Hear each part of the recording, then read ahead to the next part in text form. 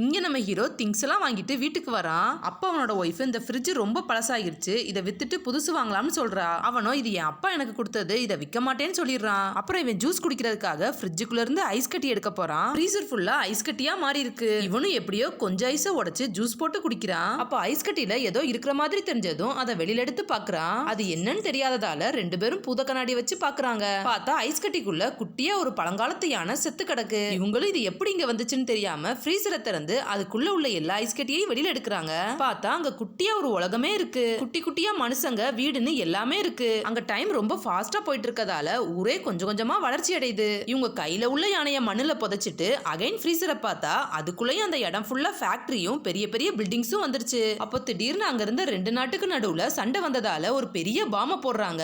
அது வெடிச்ச ஃபோர்ஸ்னால ஹீரோவோட முகத்திலேயே அடிபட்டுருது. இனி அதை திறக்க கூடாதுன்னு ஃப்ரீசரை மூடிட்டு சாப்பிட்டுட்டு இருக்காங்க. அப்ப ரெண்டு பேருக்கும் அங்க என்ன நடக்கும் யோசிச்சுக்கிட்டே ஆர்வம் தாங்க முடியாம மறுபடியும் போய் ஃப்ரீசரை திறந்து பாக்குறாங்க. பார்த்தா அங்க சயின்ஸ் ரொம்ப வளர்ந்து புதுசு புதுசா டெக்னாலஜி கண்டுபிடிச்சு அந்த இடமே மாடர்னா மாறிடுச்சு. அப்புறம் அங்க உள்ளவங்க ஒரு பெரிய நியூக்ளியர் பாலை கண்டுபிடிச்சதால அது வெடிச்சு அந்த இடமே காணாம போயிடுது. இதை பார்த்த ஹீரோ அவ்வளவுதான், அந்த உலகமே அழிஞ்சிருச்சுன்னு சொல்லிட்டு ஃப்ரிட்ஜை மூடிட்டு தூங்க போறாங்க. காலையில வந்து பார்த்தா அங்க இன்னொரு உலகம் உருவாகி அதுல டைனோசர்லாம் இருக்கு. அங்க மனுஷங்க எல்லாம் குரங்கா இருக்காங்க. திரும்பவும் இந்த உலகமும் வளர்ச்சி அடைஞ்சிட்டே இருக்கு.